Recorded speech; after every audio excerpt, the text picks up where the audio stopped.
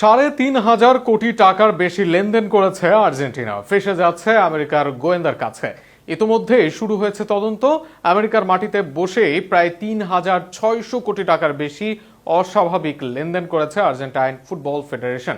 মেসিদের বোর্ডের ওপর এই তদন্ত নিয়ে আরও থাকছে প্রতিবেদনে। বিশ্বকাপে আর্জেন্টিনার পারফরমেন্সের আড়ালে দেশটির ফুটবল প্রশাসনে নেমে এসেছে নতুন ঝড়। প্রায় ৩০০ মিলিয়ন মার্কিন ডলার অর্থাৎ বাংলাদেশি মুদ্রায় প্রায় ৩,৬০০ কোটি টাকা সন্দেহজনক আর্থিক লেনদেনের অভিযোগে আর্জেন্টিনা ফুটবল ফেডারেশন এএফ এর বিরুদ্ধে তদন্ত শুরু করেছে যুক্তরাষ্ট্রের কেন্দ্রীয় তদন্ত সংস্থা এফবিআই।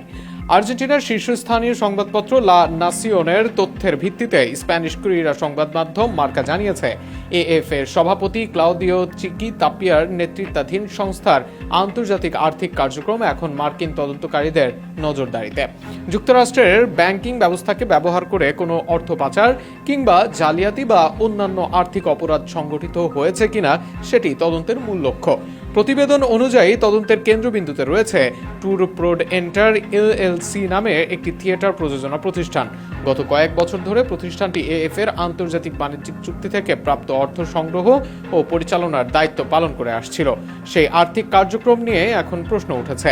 তদন্তে যুক্ত কর্মকর্তারা বিভিন্ন ব্যাংকের নথিপত্র পর্যালোচনা করে দেখেছেন যুক্তরাষ্ট্রের ৫টি বড় আর্থিক প্রতিষ্ঠান Citi bank, Synovus, Bank of America, JP Morgan এবং পিএনসি ব্যাংকের মাধ্যমে অন্তত ২৬০ মিলিয়ন ডলারের লেনদেন হয়েছে।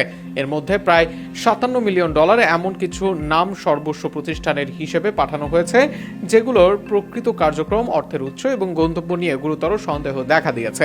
ওয়াশিংটন ডিসি ও ফ্লোরিডার ৩ জন জ্যেষ্ঠ ফেডারেল প্রসিকিউটর তদন্তের প্রাথমিক ধাপ পরিচালনা করছেন। ইতিমধ্যে এএফ এর আর্থিক কাঠামোর বিরুদ্ধে প্রথম অভিযোগকারী ব্যবসায়ী গুয়েরমো তোফোনি এফবিআই এর কাছে জবানবন্দি দিয়েছেন। এদিকে যুক্তরাষ্ট্রের বিচার বিভাগ বিষয়টি আরও বিস্তৃতভাবে তদন্তের অংশ হিসেবে আর্জেন্টিনার বর্তমান প্রেসিডেন্ট হ্যাভিয়ার মিলেই সরকারের সাবেক কয়েকজন কর্মকর্তাকেও জিজ্ঞাসাবাদের জন্য তলব করার বিষয়টি বিবেচনা করছে। তবে এএফএ এখনো পর্যন্ত এসব অভিযোগের বিষয়ে আনুষ্ঠানিক কোনো বক্তব্য দেয়নি।